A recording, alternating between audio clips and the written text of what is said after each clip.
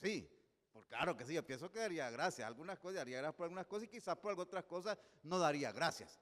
Pero él daría gracias, pienso yo. Claro, nos haría algunas recomendaciones, quizás de algunas cosas donde nosotros tendríamos que mejorar, pero yo pienso que sí daría gracias por algo.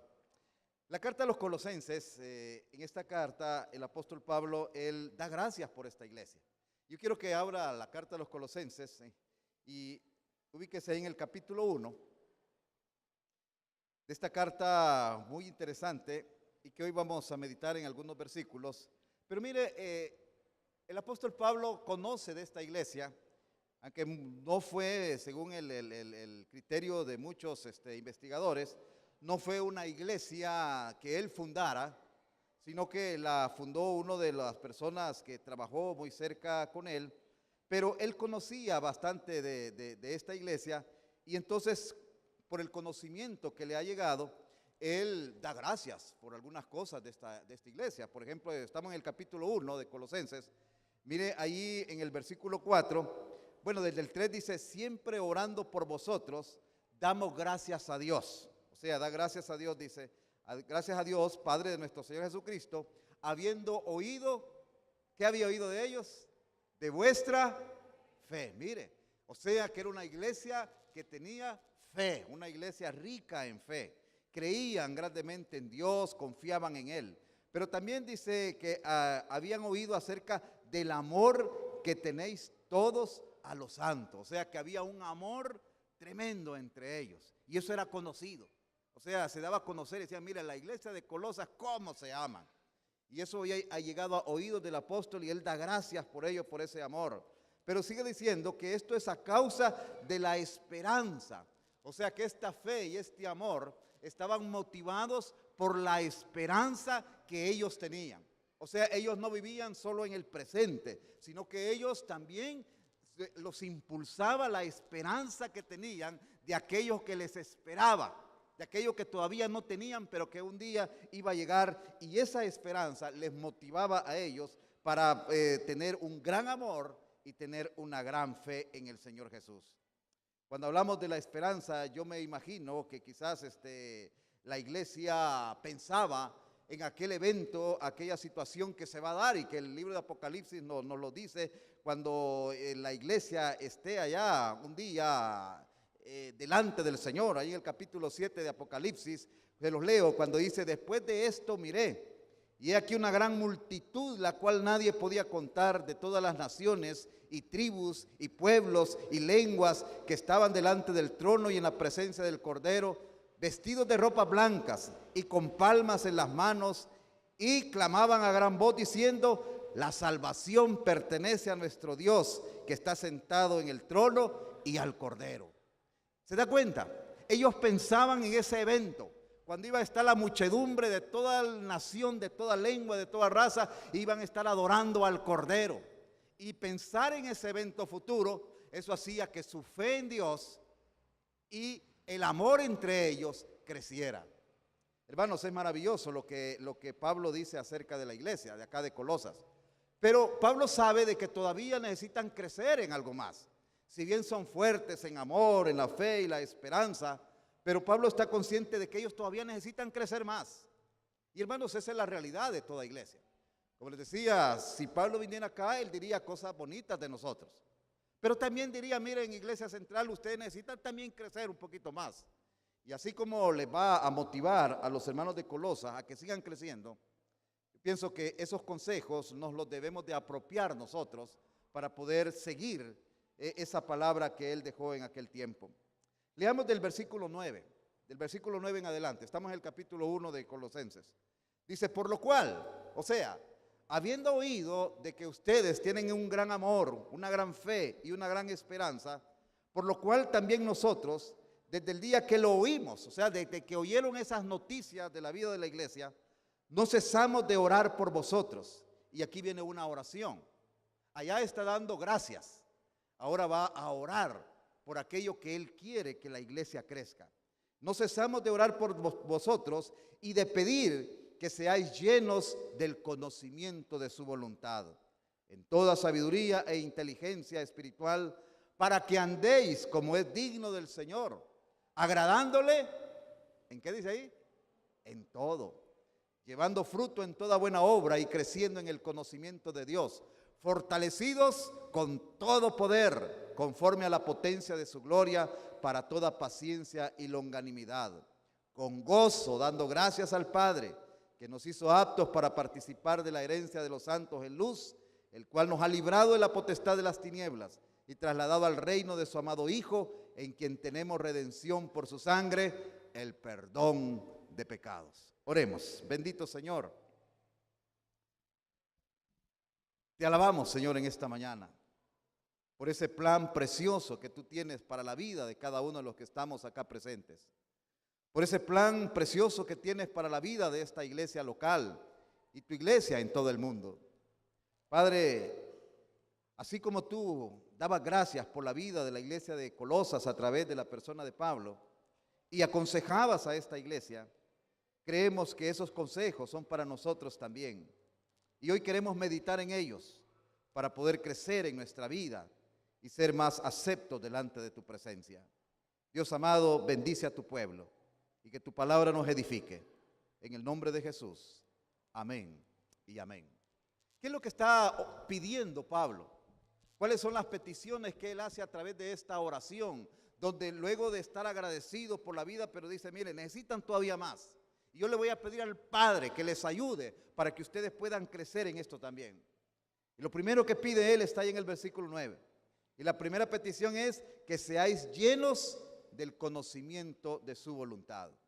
O sea, lo que está diciendo Pablo es que nosotros podamos conocer la voluntad de Dios para nuestras vidas. Y ese es un motivo primero de oración, que conozcamos la voluntad de Dios para nuestra vida. Hermanos, Dios está interesado en que conozcamos su voluntad. Dios tiene un plan para la vida de todos nosotros. Hay una voluntad general donde hay ciertas cosas que Dios quiere que todos los creyentes hagamos. Pero hay cosas específicas que Dios quiere que cada uno de nosotros hagamos. Pero para eso tenemos nosotros que conocer su voluntad.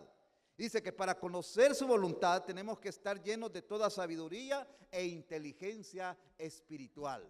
O sea, si nosotros queremos conocer la voluntad de Dios, tenemos que estar llenos de sabiduría e inteligencia espiritual.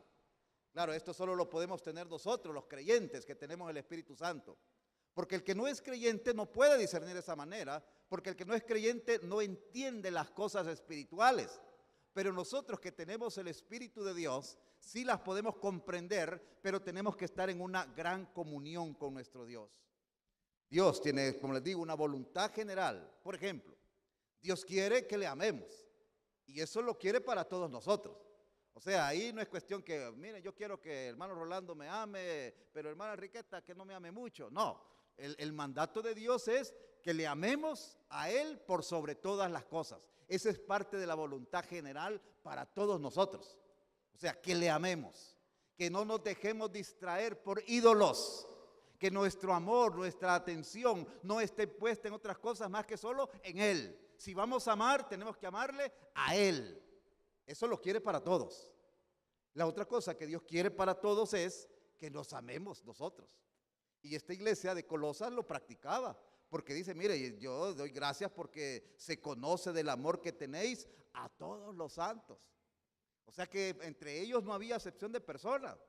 Entre ellos se amaban todos. ¿Ah? Los jóvenes amaban a los mayores, los adultos amaban a los niños. Era un amor fraternal entre toda la iglesia. Y eso es lo que Dios quiere. Yo le pregunto, hermano, ¿usted ama a todos los hermanos que están acá? Quiere decirle que el principio para amar a alguien es conocer. Si usted no conoce a los hermanos, tal vez hoy dijo, así les amo, pero si no conoce a los hermanos, no olviden, no los ama. Es que el amor nace de la convivencia. El amor nace de la comunión. Si usted no conoce a alguien, no le va a amar, definitivamente. Usted aprende a amarle cuando le conoce, cuando convive, cuando pasa tiempo con estas personas. Y entonces dice acá, eso dice, es parte de la voluntad general de Dios, que le amemos a Él por sobre todas las cosas y que nos amemos entre nosotros como a nosotros mismos. ¿Y a usted le da hambre? ¿Le da hambre a usted? Yo creo que sí, ¿verdad? ¿Y qué hace usted cuando le da hambre? Comer, busca comida. Pues mire, si usted ama al hermano y el hermano un día no tiene para comer, pero como usted lo ama y está pasando necesidad y usted lo ama y quiere satisfacer su necesidad, le va a invitar. Hoy invite a un hermano o una hermana a comer. O dele ahí su moneda a algún hermano, que hay muchos hermanos ancianos, necesitados, hagámoslo. Entonces, esa es la voluntad general de Dios, pero hay una voluntad especial para cada uno de nosotros. Hay un plan especial para cada uno de nosotros. Hay algo especial que Dios quiere hacer con su vida, con la suya, con la mía. Pero para que nosotros conozcamos eso, dice ahí que necesitamos ser llenos de sabiduría y de discernimiento espiritual. Ahora, ¿cómo se logra esa sabiduría y ese discernimiento espiritual? ¿Cómo es que nosotros lo logramos? Mire, allá en Romanos, capítulo 12, verso 2, cuando está hablando de que presentemos nuestros cuerpos en sacrificio vivo, ahí dice que la voluntad de Dios es agradable y perfecta. Y dice que esa voluntad de Dios agradable y perfecta, nosotros la conocemos cuando no estamos amoldados a la corriente de este mundo. O sea, cuando nosotros no estamos siendo guiados por la corriente de este mundo, sino que estamos siendo guiados por el Espíritu de Dios. Entonces, nosotros vamos a discernir cuál es la voluntad de Dios para su vida. Le hago una pregunta. ¿Cree que así como está viviendo su vida, eso es lo que Dios quiere para usted? ¿Cree usted que así como está viviendo, Dios se siente súper agradado de usted? Si así es, gloria a Dios, y siga así. Pero si usted llega a creer, no, la verdad que así como estoy viviendo mi vida, si de vez en cuando que me acuerdo, esta semana mentí, esta semana hice trampas en algo, y empieza usted a hacer memoria, entonces quiere decir de que nos falta todavía para estar en la voluntad de Dios. Entonces necesitamos más discernimiento, más sabiduría para poder elegir entre las cosas buenas y no las cosas malas. Es que, hermanos, el llamado acá es a que nosotros conozcamos la voluntad de Dios. Y si al hacernos la pregunta de si yo estoy viviendo de acuerdo a la voluntad de Dios, yo reconozco honestamente de que no estoy viviendo, ¿qué tenemos que hacer? Primero, ir delante de Dios y decirle: Dios, perdóname. Perdóname porque te estoy fallando. Perdóname, Dios, y ayúdame porque yo quiero hacer tu voluntad. Entonces, la primera petición en la oración del apóstol es que seáis llenos del conocimiento de la voluntad de Dios. La segunda petición que nos hace está allí en el versículo 10. Dice que andéis dignos, que andéis como es digno del Señor. O sea, que caminemos dignamente. Esa es la segunda petición que se hace, que podamos caminar dignamente. Y esto de caminar dignamente, mis hermanos, nos lo explica a continuación. Dice, agradándole en todo. O sea que caminar dignamente implica que nosotros vamos a agradar a Dios en todo. En todas las áreas de nuestra vida vamos a tratar de agradar a Dios. Vamos a agradarle allí en nuestro hogar, en esa convivencia de nuestro hogar, en ese trato que tenemos como familia, en ese núcleo tenemos que agradarle. Y eso es vivir como es digno del Señor. O sea que vamos a tener un trato amable como cónyuges, vamos a tener un trato sabio con nuestros hijos, vamos a tener un trato de respeto con nuestros padres. Eso es lo que dice, es vivir como es digno del Señor ahí en el hogar. Pero también tenemos que aprender a vivir como es digno del Señor aquí en la iglesia. ¿Y cómo es vivir digno del Señor aquí en la iglesia? Bueno, mire, ya lo dijimos, amándonos, teniendo cuidado unos de otros, orando unos por otros, sobrellevando las cargas los unos de los otros. ¿Ah? Eso es vivir como es digno del Señor. O sea, vivir de una manera adecuada acá en la iglesia. Vivir de una manera adecuada en la comunidad. Y hermanos, aquí a veces nos cuesta esto de vivir adecuadamente en la comunidad. A veces nos descuidamos. Por ejemplo, qué bonito cuando venimos el día domingo, todos bien vestiditos, bien bonitos, bien honestos, todos, vestidos, como dicen, decorosamente. Pero hermanos, a veces en la comunidad no vestimos decorosamente. A veces en la comunidad vestimos de una manera indecorosa. Y hermanos, tenemos que tener presente que nosotros no debemos de vivir una doble vida, sino que tiene que ser una única vida. Y así como venimos bien bonitos acá en la iglesia, bien decorosos, así tenemos que andar allá en la comunidad. Si usted por el calor se ha puesto la señorita unos chorcitos ahí, y ahí está en su casa, muy bien, ese es su ambiente. Pero de repente la mandan a traer las tortillas, no salga así, hombre. Ya vaya, pone su pantaloncito, un vestidito y ya sale decorosamente. Pero imagínense que usted sale ahí con esa ropa ahí, que por el calor en la casa, y como ahí hay libertad, nos conocemos todos ahí en la casa, en la familia. Pero sale allá afuera, ¿qué va a provocar? ¿Ah?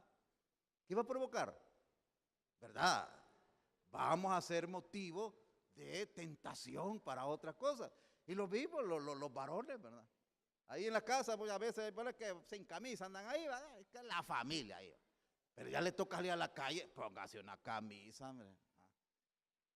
No que sale ahí el pecho peludo y todo peludo y todo, como que es el hombre mono. Hermanos, vivir, dice ahí, mire, que andéis como es digno del Señor, como es digno del Señor.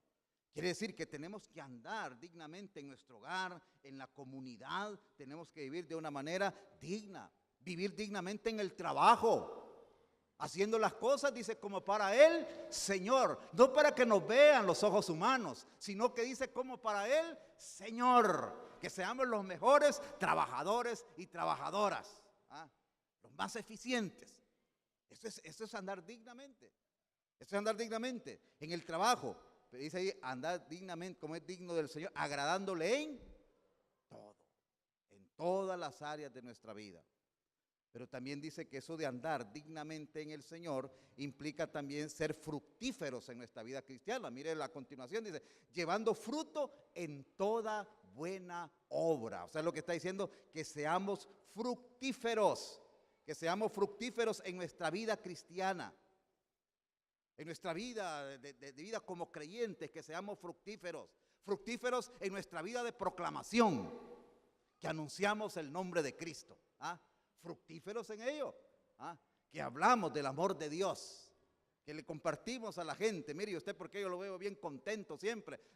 Lo que pasa es que yo soy contento, no siempre fui así, hubo un tiempo en que era bravo, pero me hice contento desde cuando yo conocí a Cristo, y Cristo transformó mi vida.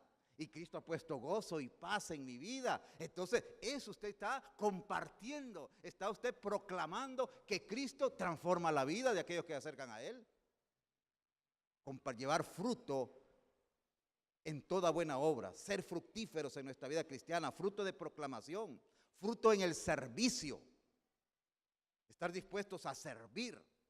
Aquí en la iglesia y donde quiera que nos presente la oportunidad, estar dispuestos a servir. Ayer yo me llevé una agradable impresión. Había un evento allá arriba, subí y encuentro a una hermanita después que terminó el evento, ahí barriendo, limpiando el lugar. Mire qué bonito. Eso es precioso. El ver esa espontaneidad. Y hermanos, a eso estamos llamados, a llevar fruto de servicio, servir. Jóvenes, sirvan en su casa. Ayuden a hacer la limpieza, agarren la escoba y el trapeador. Y mamá, hoy no va a hacer limpieza usted, hoy la voy a hacer yo. Haga comida, aunque sea ahí, huevos duros, pero algo pues. O al menos pues, si cuesta mucho y tal vez no pueden lavar, pero al menos la ropa llévenla ya al lugar que tienen para la ropa sucia, porque algunos ahí la tiran por todas partes.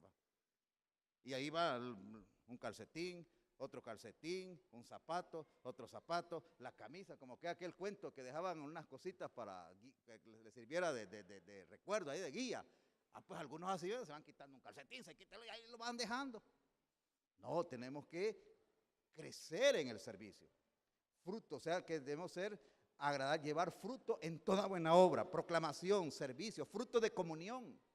Que podamos nosotros tener fruto de comunión, que nos amamos. Una buen reto, una buena, algo que pues, nosotros podemos emprender es, este año yo voy a conocer así 10 hermanos nuevos que no conozco. Yo creo que sería una buena meta de proponernos, este año yo voy a conocer a 10 hermanos nuevos o 10 hermanas nuevas. Les voy a preguntar su nombre, voy a estar pendiente de saludarles.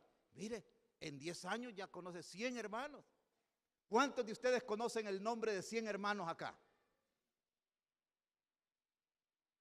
Y hay quienes tienen hasta 30 años de estar en la iglesia. Tenemos que crecer, llevar fruto de toda buena obra, la comunión, crecer en la comunión como iglesia, crecer en la adoración, eso es fruto, llevar fruto de alabanza a nuestro Dios en la adoración. Hermanos, nosotros debemos de proponernos que esta iglesia cada vez vaya creciendo más en su espíritu de adoración, en que no seamos apáticos, en que no seamos indiferentes, sino que al contrario, cuando nosotros, mire, hoy, cuando estamos cantando y analizar esas letras de los himnos, hermanos, eso es maravilloso. Eso es precioso cuando empezamos a cantar acerca de esa obra de Cristo por nosotros y decirle gracias Cristo por tu obra en la cruz. No, mire, eso si alguien de verdad no siente nada, yo creo que Cristo no está en su corazón y yo le invitaría a que hoy levante la mano cuando hagamos el llamado. Es que si alguien no siente nada cuando se habla de la obra de Cristo y está indiferente, pues está con el teléfono. No, yo creo que le falta a Cristo. Porque hermanos, es que cantar de esa obra preciosa de Cristo por nosotros, eso es lo más maravilloso. Y hoy cuando estaba dirigiendo acá a Josué, y esas letras, porque eran preciosas, pues, o sea, bien escogidos de los signos. Y estar cantando, mire, no, yo al menos yo me siento como que le digo, Señor, si así va a ser el cielo, qué bonito, ¿ah? Crecer en toda buena obra, crecer en frutos de adoración. Entonces, mis hermanos, dice que caminemos como es digno del Señor, caminemos dignamente, agradando a Dios en todo, siendo fructíferos en nuestra vida cristiana. Y luego dice, conociendo más a Dios, creciendo en el conocimiento de Dios, termina el versículo 10. Creciendo en el conocimiento de Dios, conocer más a Dios. Hermanos, una cosa es conocer de Dios y otra cosa es conocer a Dios. Conocer de Dios es tener conocimiento teórico, que hemos oído de Dios. Pero conocer a Dios es experimentar a Dios en nuestra vida. Por ejemplo, Job lo dice en un momento de la vida. Dios está consciente después de que pasa por aquella situación donde perdió todo lo que tenía. Y dice que al inicio que Job era temeroso de Dios, dice. Pero después que él pasa esa experiencia de perder sus hijos, perder su capital, perder la salud, y después que Dios le restaura todo aquello, ¿se acuerda de las palabras que dice Job? Y dice, de oídas te había oído, pero ahora mis ojos te ven. Hermanos, algunas de oídas hemos oído de Dios, pero no hemos visto el poder transformador de Dios. Y eso es lo que Dios quiere. Por eso es que la oración de Pablo dice, creciendo en el conocimiento de Dios. O sea, que nosotros aprendamos a experimentar el poder de Dios. Ahí está el niño con calentura, va. Lo primero que hay que hacer, ¿qué es? Salir para el médico, hablarle a Josué. ¿Qué es lo primero que teníamos que hacer? Hablar con Dios. Lo primero que tengo que hacer es, Señor, ahí en Cana, decirle, Señor, por favor, obra acá. Ya si Dios nos dé el discernimiento, sí, yo voy a obrar, pero a través del medicamento que nos recete Josué. Antes hablemosle a Josué. Pero primero hay que ir a Dios, hermanos. Primero hay que ir a Dios. ¿Y qué tal si usted cuando ora y Dios en su plan maravilloso sana a esa persona? ¿Qué ha pasado ahí? Usted ha pasado del conocimiento teórico de que Dios sana al conocimiento experimental de que Dios le sanó a usted o a una persona por la cual oró. Hay diferencia, ¿va? ¿Verdad que hay diferencia? Entonces eso es lo que dice, que podamos crecer en el conocimiento de Dios. Y hermanos, eso necesitamos como iglesia, crecer en el conocimiento de Dios. Nosotros tenemos que anhelar lo que dice Proverbios 4:18, que dice, la senda de los justos es como la luz de la aurora, que va en aumento hasta el día en que es perfecta. Así debe ser nuestra senda, una senda que va aumentando cada vez en el conocimiento de Dios hasta llegar a un conocimiento pleno del Dios Todopoderoso que hizo los cielos y la tierra. Hermanos, necesitamos nosotros que Dios obre en nuestra vida de manera individual, de manera como iglesia. ¿Por qué oraba Pablo? Primero, oraba para que conozcamos la voluntad de Dios. Segundo, oraba para que caminemos dignamente, Pero en tercer lugar, verso 11, él oraba para que seamos fuertes, Mire el versículo 11. Fortalecidos con todo poder. Dios quiere que seamos fortalecidos con todo poder. Fortalecidos con todo poder, conforme a la potencia de su gloria. Mire esto. Dice que Él quiere que nosotros seamos fortalecidos con todo poder. Ese poder conforme a la potencia de su gloria. ¿Cuál poder? Un ejemplo de ese poder. El poder que Pablo ora para la iglesia es que nosotros conozcamos o tengamos el poder que resucitó a Jesucristo de entre los muertos. Y es un poder extraordinario. Por ejemplo, la bomba atómica es poderosa para destruir. Por el poder que usó Dios ahí, es un poder que a Jesucristo está muerto y lo levanta de entre los muertos y lo resucita. Ese es el poder, ese poder extraordinario que transforma la vida. Dice que ese poder nosotros lo podamos tener. Y se podrá. Se podrá. ¿Qué dice Hechos 1:8? ¿Se acuerdan de Hechos 1:8? Pero recibiréis poder. Recibiréis poder. Recibiréis poder. Ahora, entonces, ¿por qué muchas veces nosotros no obramos con ese poder? Es que ese poder está ahí, pero ese poder se activa con la comunión constante con el dador de ese poder. Es como, yo me imagino, me estoy imaginando, ahorita me da la idea, es como que se nos dé una bomba ahí, va, y está la mecha. Tengo la bomba, pero ¿por qué no estalla la bomba? Porque es necesario encender la mecha para que la bomba se active. Nosotros tenemos la bomba, el poder, pero como muchas veces no tenemos comunión con Dios para que nos encienda la mecha, ahí andamos la bomba, pero andamos débiles, sin poder. Necesitamos encender esa mecha, y esa mecha se enciende con la comunión con Cristo Jesús. Eso ahí se enciende, con la comunión en Cristo Jesús. Por ahí se dice, fortalecidos con todo poder. Ahora, mire, ¿cuál es el propósito? Conforme a la potencia de su gloria, para toda paciencia y longanimidad. Lo que está diciendo es, mire, ustedes tienen que ser fortalecidos con todo poder. ¿Para qué? Para que puedan tener paciencia y longanimidad. ¿Qué es lo que quiere decir Pablo ahí con esas palabras? Para que podamos nosotros tener paciencia y longanimidad. Hermanos, lo que está diciendo acá es que nosotros debemos de tener paciencia, y esa paciencia solo da el poder de Dios para poder sobrellevar las circunstancias difíciles que en algún momento se van a presentar en nuestra vida. ¿Sabe por qué hay tantas personas que dejan el camino? Porque no desarrollaron el poder de Dios en sus vidas. Y las circunstancias de la vida, que siempre llegan, circunstancias adversas, esas circunstancias solo se pueden combatir con el poder de Dios.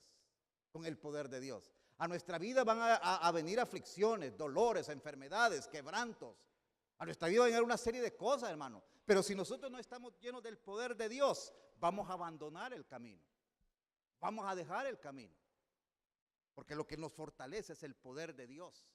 El Señor, mire, dijo, en el mundo tendréis aflicción. Él lo dijo claramente, en el mundo tendréis aflicción, pero confiad, yo he vencido al mundo. ¿Qué está diciendo? En el mundo tendrán aflicción, pero si están llenos de mi poder, podrán salir adelante y sobrellevar cualquier dificultad. Por eso es que Pablo ora y dice, mire, que sean fortalecidos con todo poder para que puedan crecer en paciencia, pero también dice que puedan crecer en longanimidad. Y la longanimidad tiene algo de relación con la paciencia, en el sentido que es ese poder para sobrellevar circunstancias adversas. Pero en el caso de la paciencia es sobrellevar circunstancias, cosas exteriores a nuestra vida y poder afrontarlas y vencerlas. La longanimidad es tener la capacidad de poder sobrellevar dificultades, pero con nosotros los seres humanos. Y hermanos, mire, Pablo, cuando él ora por eso, en realidad el hombre está con mucha sabiduría. Porque las adversidades del creyente no solo vienen de las circunstancias externas, No solo viene de la falta de dinero, no solamente viene de la enfermedad. Las dificultades muchas veces vienen de problemas en nuestras relaciones. Y para esos problemas en nuestras relaciones necesitamos de la longanimidad, que es la capacidad de superar diferencias con nuestro prójimo. Y para eso necesitamos poder. Poder para no explotar en ira cuando alguien le hace algo que no esperaba. Hermano, nos va a llegar eso algún día, si no le ha llegado. Cosas que uno no espera de personas y de repente, ¡pum!, se las hacen, va. ¿Y cuál es la reacción primaria de uno como ser humano carnal, incircunciso e impío? La verdad, dan ganas de agarrar a la persona y apretarle el buche y así como las gallinas patalear. Pero ahí es donde dice el Señor, no, debes desarrollar la longanimidad, la capacidad de que aunque te haga daño una persona, no vas a reaccionar con ira ni vas a intentar dañarle. Pero eso necesita el poder de Dios, hermano, porque la reacción humana es otra. Y por eso es que Pablo, mire, él dice, mire, yo oro que ustedes sean fortalecidos con todo poder, que tengan paciencia, sobrellevar circunstancias, pero también sobrellevar adversidades que les provoquen otras personas, para no explotar en ira, para no pagar mal por mal. Este me la va a pagar, ¿va? No sabe con qué se ha metido. Yo soy de los reyes de Santa Elena. Poder llegar a la comprensión de que Dios está en el control de todas las cosas.